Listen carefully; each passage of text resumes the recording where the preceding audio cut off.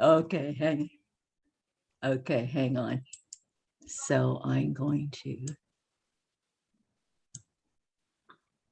Now, can you guys still see the 3 points on the today's slide? Because I'm now looking at my presenter view. Yes, we can see Okay, it. good. Great. Okay. So And Carol, can you open your video so at least we can see you small?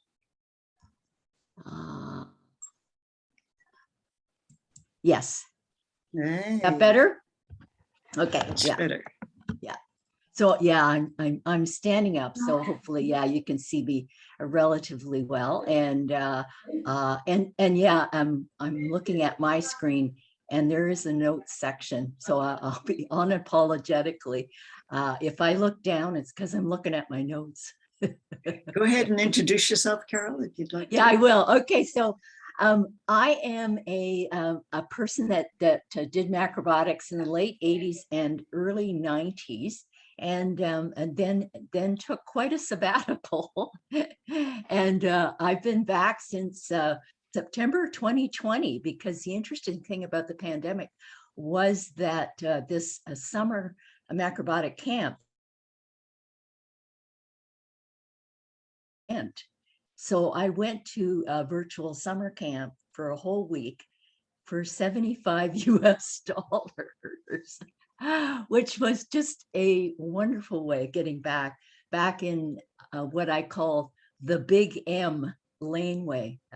I call macrobiotics the Big M. Anyway, so it's been wonderful, and Jeanette, it's your contribution to the community has just been such a strong part of my re-entry, and Make my day, Carol. Thank you so much. It has. It's just been wonderful, and I love that you switched it to Sundays too, because Good. Yeah, that's made it really, really wonderful. Anyway, the other thing to say, maybe just to see, help people know where I'm coming from, is that I have been for a while, back in my early career, a corporate animal. And I am a professional trainer and facilitator.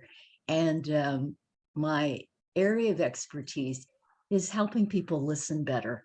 And of course, one of the hardest people to listen to is ourselves. And I must say that we do all have a deep inner voice. And the deep inner voice is often the one that we tend to ignore, rather than, that busy voice in your head.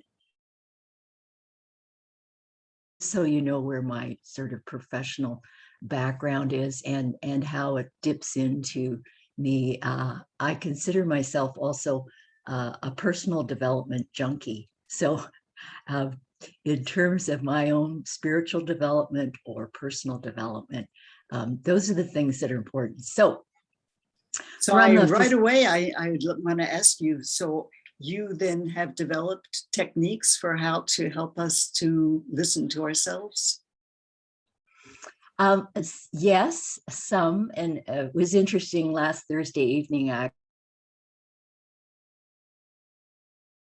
mental listening. And one of I said to them, what I hope we can do in our 2 hours together is for you to give yourself a break, cut yourself some slack, because the person that we're often the most judgmental about is ourselves.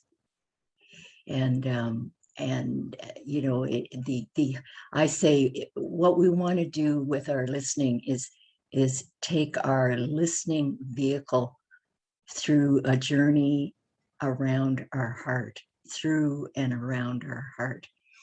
So anyway, let me get back to the agenda. First thing that I want to look at, and to do this together, and actually I really appreciate Ken, because To me, that's what he was talking about. What are the signposts that you and I use to continue to be in the big M, and particularly today, to cook macrobiotically? What are the signposts that we use? The second is for me to be very specific and just share some tools and techniques that I use because I cook for one most of the time, me. And then the third thing is for us to spend some time at the end sharing what works for you, what keeps you on that path to cook macrobiotically, and what hopefully, if there was something that I suggested, you think to yourself, oh, that sparked that I could do this now, or that confirms that this really helps me, in a word, have more fun, have more ease, have more energy, and dance when you're cooking in the kitchen. Anyway, so that's what we're up to. So here's what I would like to ask the group. What keeps you cooking macrobiotically? So actually figuratively or literally, no, figuratively, what I'd like you to do is to pretend that you're getting into a helicopter. You do know how to fly it. You've turned on the motor and you're going up and you're looking at your life and your living and you're thinking to yourself, what is it that keeps me cooking macrobiotically? So just be noodling that in your head. And then I want you to get back in the helicopter and come down and hover a lot closer to your life, and be thinking about the question, what the heck am I going to cook today? Because I think it's useful to look at what are the signposts that I use to stay in the laneway, and then today, how am I going to stay in the laneway, and what honors me, and whatever else is the question. So Shana, I can't see the screen of everybody right now. And so I would like to invite 1 to 2 to 3 people, and please be concise, to just share a little bit your response to the big question, what keeps you cooking macrobiotically, or the more micro question, what the heck am I going to cook today? So who wants to start us out? I'll go. Great. What keeps me cooking macrobiotic is that it makes me feel the best. Like I feel really good with it. And also it keeps my husband and I weight off. Like we went off it now because we're trying a different approach. And we noticed that we actually gained weight. My husband's like, man, I really want to lose this weight. We just gained a little bit of weight. And so I noticed that we stay thin and we feel good and with macrobiotics. Great. Thanks. Appreciate that. Next person.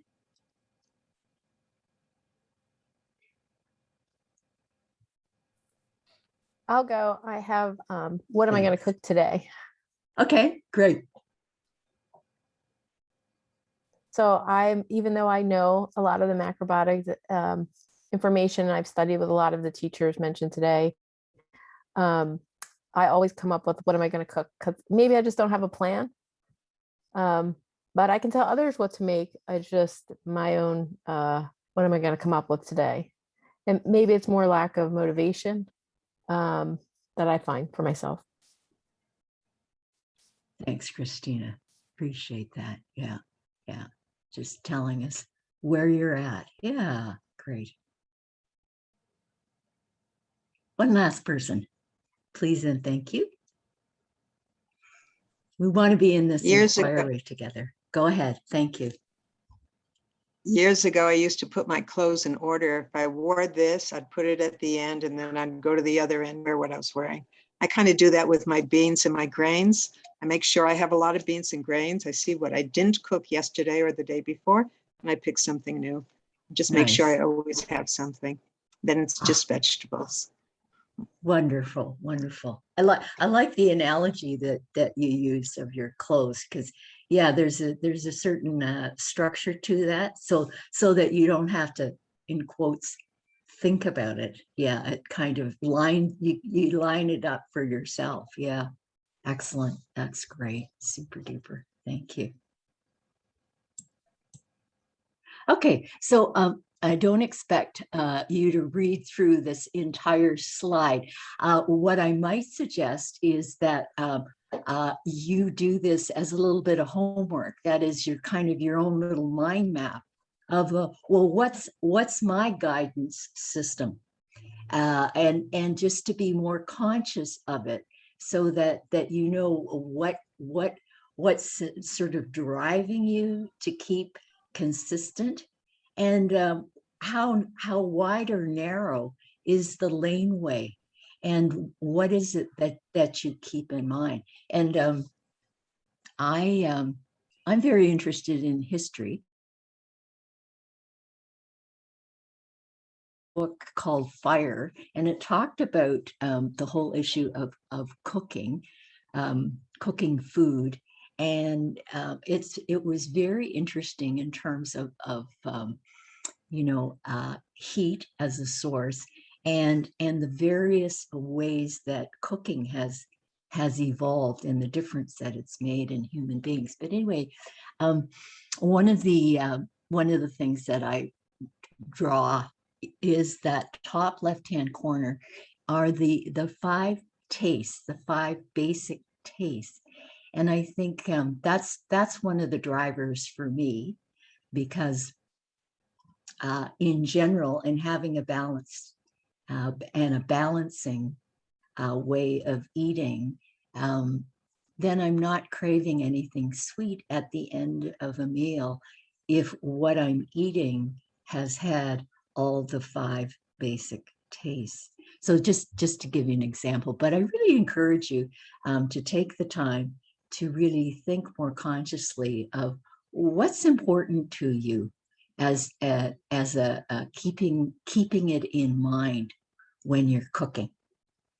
I'll take one question right now. Otherwise, we'll head in to the demo. Going once, going twice. Anything in the chat? Nope. Carol, this is awesome. Just because Okay. we're quiet doesn't mean anything bad. Okay. Okay. That's great. Thanks. Thank you. You're welcome. Okay, so we're heading into what the tips and techniques for me. And remember, yeah, I live alone. I cook alone. And what I'm going to quickly go through is cooking quinoa for one person. And I hope what you'll notice is, I'm sure all of you cook quinoa, but first of all, I picked a grain, and I picked a grain that actually cooks very quickly. So if any of you have an issue about how much time you spend in the kitchen, hopefully this will support you. So I also love my labeler. So you will start to notice that I label a lot of stuff. And one of the things is if you have taken the time to reduce a recipe to the amounts that work for you, or for one person, and you haven't done it very often, I find it's useful just to remind myself by labeling the storage container that I'm going to get off the shelf. It's kind of like what Clara does with lining up and knowing, what's the next bean, what's the next grain. So I actually label, if you're cooking quinoa for one person, that it is 1/8 of a cup or 2 tablespoons of quinoa and 3 tablespoons of water. So I like to keep the 1/8 cup measurement in the storage container. So it's right there. I just, it's just sitting on top of the grain and it's ready to go. Then of course, I like to rinse my quinoa and put it in the pot and put my 3 tablespoons of water in and cover the pot and simmer it pretty low because it cooks, it's a very small grain and it does cook quickly, even on a very low setting. The other thing that I do, because I live alone, is I make good use of my kitchen timer. So in general, I'll put the kitchen timer on for 4 minutes because I know it will not have cooked down dry before the 4 minutes. And then I come back to the kitchen and then I start hovering over the pot because, it's very easy for quinoa to stick to the bottom of the pot. So now I've been watching it and I've been making sure that it hasn't stuck to the bottom of the pot and is no longer watery. And I'm a 3rd generation Japanese Canadian. And one of the things we always do is we wet the rice paddle, whatever grain paddle, before we actually serve it. It means that the grain doesn't stick to the utensil. And then there's 1 portion. Now, just remembering your portion might be different. I weigh 100 pounds. I'm 78 years old. I'm reasonably active. So this is the amount that works for me. So you figure out what's the portion size that works for you. The other thing that I'll talk about in a bit is I also love garnishes. But the thing about garnishes and color and so on is the background of that is that you are diversifying your diet. So you know how you may know that Japanese people say there are 5 colors in to make sure that you have 5 colors in your food. That's another way of diversifying the food that you eat. If you follow the people that live on the island of Okinawa, they are to live a long time, particularly before the Western diet started invading that island. But they would say, oh yeah, I eat a wide variety of foods. My auntie used to say, in a day, have 20 different foods, 20 different foods. So one way of doing that is through your garnishes and through color. Okay, now I'm going to do a short demonstration, and it is a pre-recorded video. But what I'm going to make is a mock mac and cheese for 1 person. And one of my guideposts is knowing when it is that I need a comfort food. My mother used to make a killer dairy macaroni and cheese, and probably that's why I find this a very comforting vegan rendition of macaroni and cheese. Anyway, here are the basic ingredients: tahini, lemon juice. I'll give you the amounts, and I did send Jeanette the actual recipe. So tahini, lemon juice, white miso, chopped celery, and rough cut parsley. The actual amounts for 1 person is 2 tablespoons of tahini, a 1/2 tablespoon of lemon juice, a 1/2 tablespoon of white miso, 5 tablespoons of chopped celery, and 2 to 3 tablespoons of rough cut parsley. Now, one of the things that I find really useful and saves me a lot of dirty dishes or measuring tools, or cleaning up the lip of a jar that I poured something out of, is to use a weight scale. And you go to a kitchen store, they have weight scales. They're very accurate. They don't cost a whole lot. And take the time, if you have a favorite recipe, to actually translate the volumes, amounts into grams. Because then what you can do is weigh things out. So here is very quickly cooking the pasta. So in this recipe, I'm using 4 cups of water, 1 cup of rice fusilli, and you just pick your own favorite pasta, and put it in your simmering water.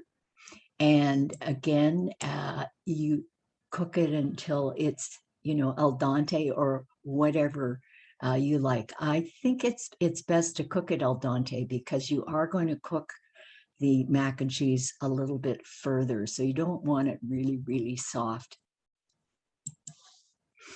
And have your sieve ready for when it is cooked, because when it's cooked, you're going to put it in the sieve and run it under some cold water so that it's not sticking together while you proceed to make the sauce. So again, there's just a repeat visual of the basic ingredients. And then I'm going to show you the actual pre-recorded video of me making the sauce. And I'll just do a voiceover.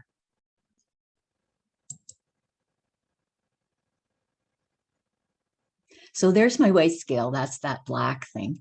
And the numbers show up at the bottom in that gray area. You may or may not be able to read it. Right now, I'm putting the tahini in, and I'm sorry that my Arnold Schwarzenegger arm is in front of it there. But anyway, that's one of the shortcuts, is putting tahini in a squeezable bottle, because then you don't have anything to wipe clean. I have some white miso, and again, we're using the weight scale. That means that when I put the empty bowl on the weight scale, I already know how much it weighs. And then as I add each ingredient, I've marked down on my recipe card the running total of the weight. So again, it means that, I'm not trying to put the miso into a tablespoon and then, stick it out and painstakingly go through that whole issue. And then of course have to wash the tablespoon. So the next ingredient is lemon juice. And again, it has a slight weight. In this case, it's only 8 grams. You just watch the weight scale to see that it's coming up to the new total for the addition of the lemon juice. The last ingredient is water. So you want to have a smooth sauce for your mac and cheese. So it does take a heck of a lot of stirring. And then gradually add the water. It's like in the old days when you were making gravy, where you're mixing flour and water. You want to mix it smooth and then keep adding water. It's the same thing with making this sauce. So that's the last bit of water, so that the sauce is smooth.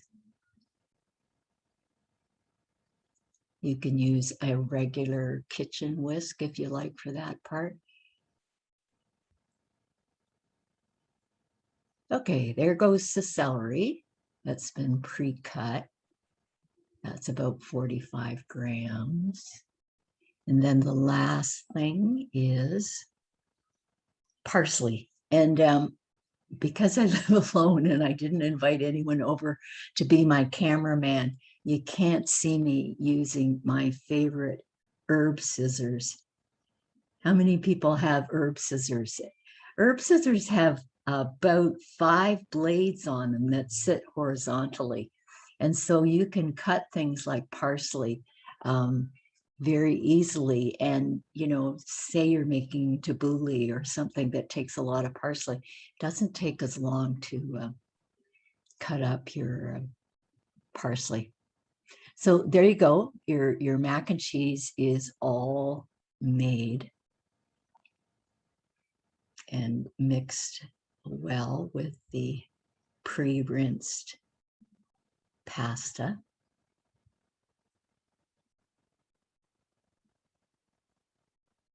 So now one of the things about cooking for one and not overeating is using serving size bowls, dishes. I call these things ramekins. I think they're not quite ramekins, but they are Pyrex, and they are oven proof. So you might notice that there's some eyedroppers sitting in front of my cutting board, and one of them has an oil in it. Either you can use extra virgin olive oil, or in my case, I use grapeseed oil. It's very tasteless. So I oil up my small serving size containers and put in the mac and cheese.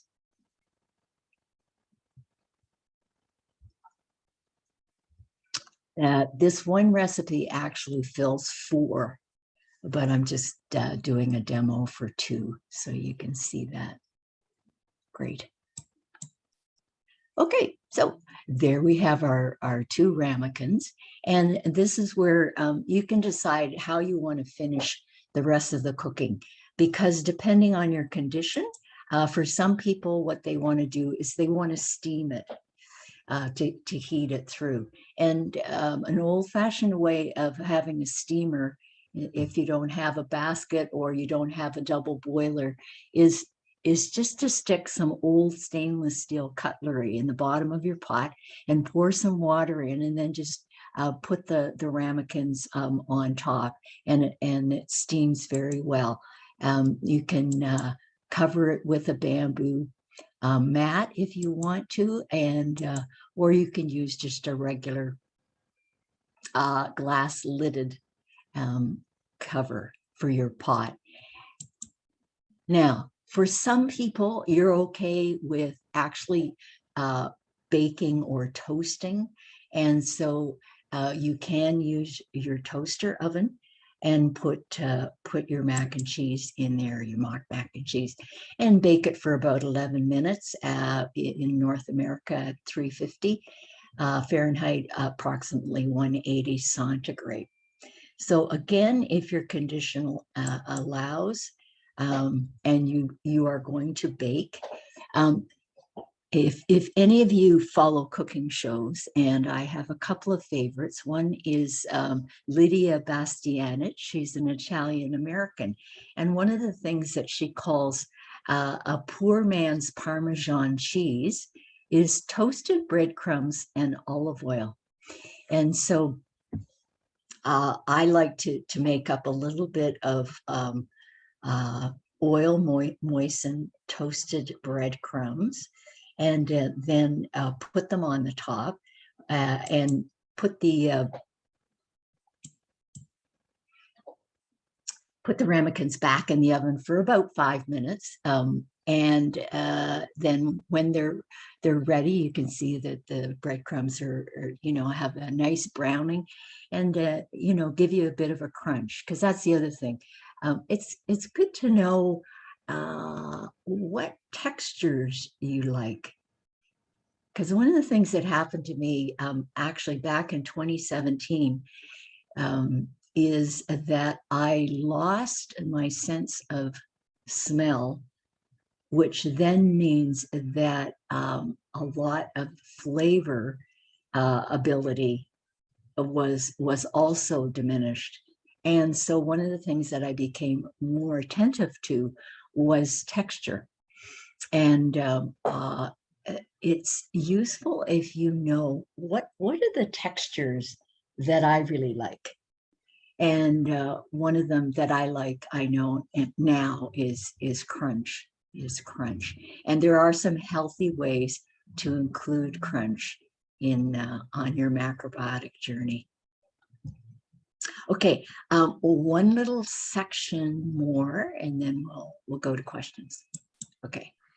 So for any of you who are concerned about not overeating, but you do have a sweet tooth and you don't want to spend a lot of time in the kitchen, this is a wonderful go-to lunch for me because it combines sweet and savory on one piece of steamed bread. So on the right-hand side is the savory side. So I've got hummus with some sauerkraut, some fresh parsley, and for color and crunch, a little bit of radish. On the left-hand side, I have peanut butter and a little dots of maple syrup. And actually, the whole idea for the some kind of spread and sauerkraut actually comes from Denny and Susan Waxman. I understand it's a favorite in their household. Okay, now the last couple of things are for those of you who do have a sweet tooth and you don't want to bake something and you need something that's readily available, but it's still a whole food. So here's my first suggestion is to take a pitted date, cut it in half, take the date out so it is a pitted date, put some raw walnuts on the top, and then if you're really into treating yourself, take your kitchen rasper that you might use for garlic or a nut for nutmeg, and just do a little dusting of a chocolate for yourself, and you have an instant sweet. The other one is what I call a loose cookie. And actually, just before we started, I went to the kitchen and had a loose cookie. Loose cookie is made up of, and you can vary your ingredients, but the ones that I have always available are blanched peanuts, toasted sunflower seeds, and currants. And so I just open up the containers and just sprinkle a little bit of each into my hand. And as they say, Bob's your uncle. So if you have a guest over or somebody that you're serving and you want to make sure that there's, a little treat at the end of the meal, you can do a loose cookie for your guest by putting it in a nice little container and putting that in front of them. Okay. That's the tips and techniques. What are your questions and or comments? I'd love to hear things that you do that you realize would be helpful to the rest of us. Arlene, would you like to ask your question? So when you were making the pasta, you were boiling it after you mixed it with the sauce, you put silverware in the pot. And I wanted to find out why you added the silverware. I've never seen that. Oh, it's just to keep the ramekin from sitting right on the bottom directly of the on pot. okay. Yeah, it's just a little a structural thing. If you don't have a steamer basket or, yeah. You probably do, right, Arlene? Do you have a? I actually do have a steamer basket, yes. Yeah. Yeah. So. I'm pretty well equipped in the kitchen. Oh, that's good. Yeah, it's great. I think it's useful to have stuff that make it easy and fun in the kitchen to cook. Yes. Yeah, to have your tools, It's I think tools are important. I think that was lovely to hear from Ken, because I think the sort of the approach of an Aikido master uh, is that you're using your head, your heart, and your hara, your center. Yeah. And things for me that make a difference in terms of preparing head, heart, and hara is to put my apron on, is to put my high heel clogs on, because I'm short. That means I'm standing at the counter, so that when I'm chopping and slicing, that the energy is moving through my body from my center, and I'm not reaching up to do things. Yeah, great. Carol, can you stop your screen share? And then we have another question. Oh, okay. Great. I have a question. Great, thank you. Heather, did you want to ask a question? Yes, my thing is cooking vegetables. That's like, we were talking with Carol about this. So I usually, like, on a weekend will just cook up vegetables for the whole week. And sorry, I'll put my video on here. Thank Yeah. you. Great. Yeah. Hi, Carol. So I cook for the whole week, and of course then everything's old, right? I'll roast all my vegetables or something like that. I mean, I'll make a salad whenever I eat a salad, but it's the cooking of the vegetables that takes so long. And for one person, it just is, cooking a vegetable every meal is very time consuming for me. And I just wondered if you had any tips. So, well, just go back and give me an example of the vegetable or mixture that you're cooking that then now lasts a whole week. Well, Right. most of the week. So what I'll do is I'll cut up a bunch of like carrots, maybe cauliflower, beets, and I'll roast them. And then I have them there, so then I can throw them in my salad or whatever I'm eating. It's the cooking of the vegetables that for me is time consuming. Okay. All right. And all the All right. chopping and cleaning and all of that, Yeah, so Uh-huh. what I want to answer with that one a little bit.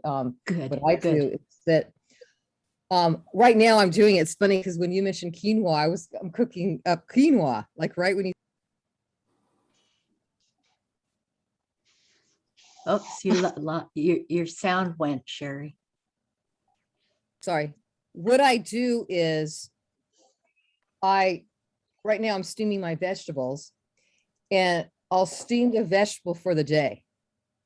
So there's enough there, like I did daikon and bok choy and, green beans and squash and different things like that.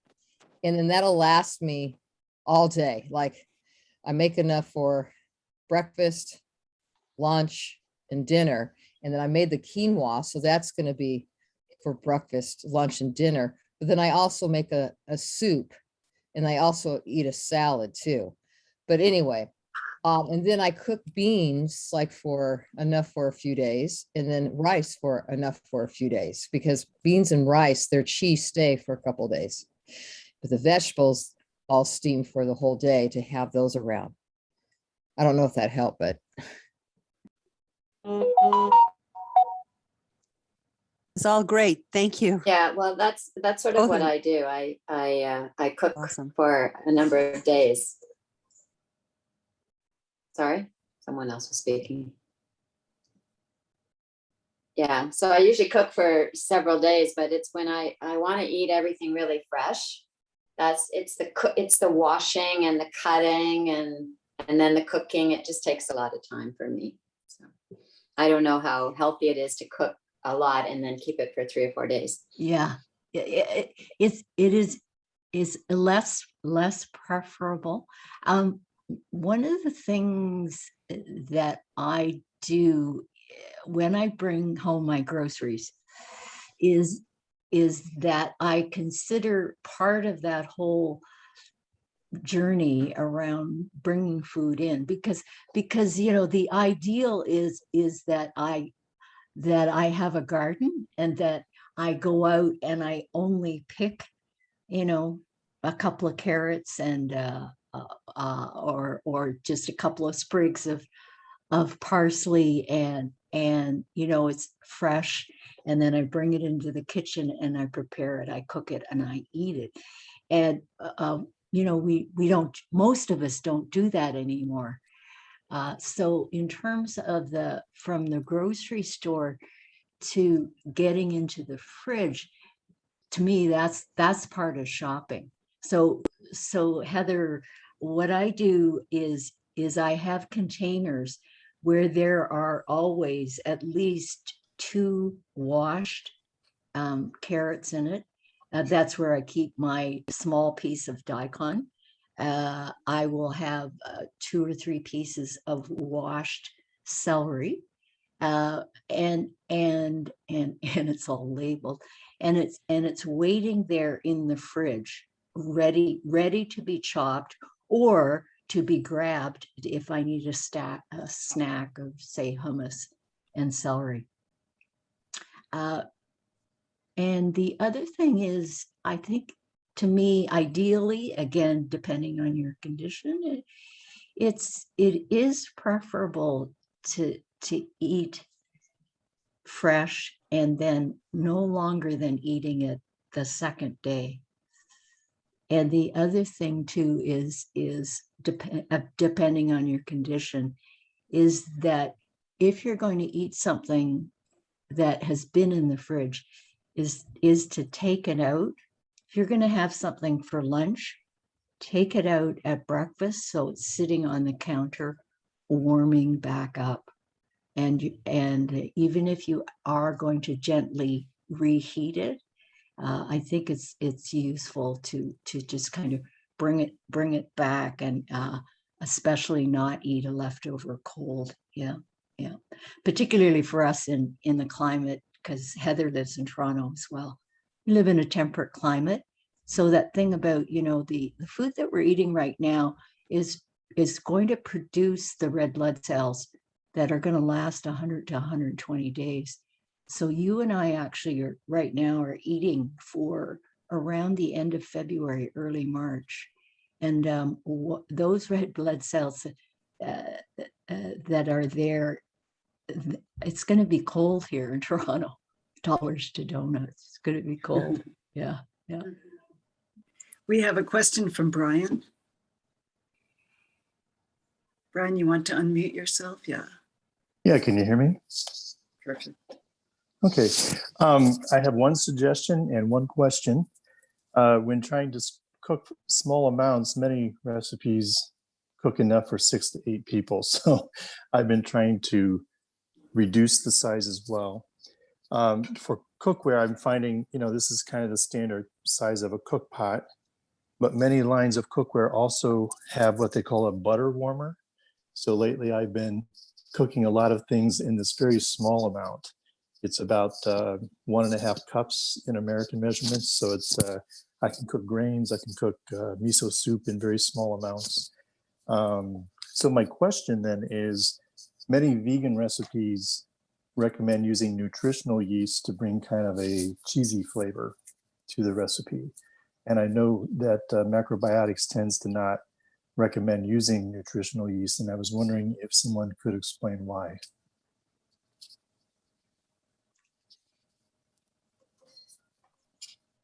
Yeah, I don't know. But I've seen that, and you're right on. There are tons of vegan recipes that have nutritional yeast because of the that sense that it represents, again, Well, it kind of feels represents Parmesan cheese. Yeah, yeah. That's why I use the toasted breadcrumbs in olive oil. Yeah, yeah. Were you asking about the yeast? Why macrobiotic people don't use yeast? The Nutrition. nutritional yeast. Yeah, nutritional. Well, what I was told was it's just too yin. So if you have a yin condition and you're eating, nutritional yeast, it's just gonna make it more, the condition more, yin, which we don't want, right? That's what I was told from my teacher. So Okay. We can also Yeah. ask, we have 2 cooking teachers coming up. Marlene is next, and she's written a cookbook and is in the process of another. And our last speaker is Christina Perillo, and she also is a font of knowledge. So you can Okay. ask again. Okay, thank you. Great. So we're about just perfect in our timing. Carol, your presentation was amazing. I mean, it was just really wonderful. I so Thank you. appreciate it. Yeah, it was My really well pleasure. done, well prepared. Really, really. Yeah, it was really great. So I will stop our, where is it? Hold on. There we are.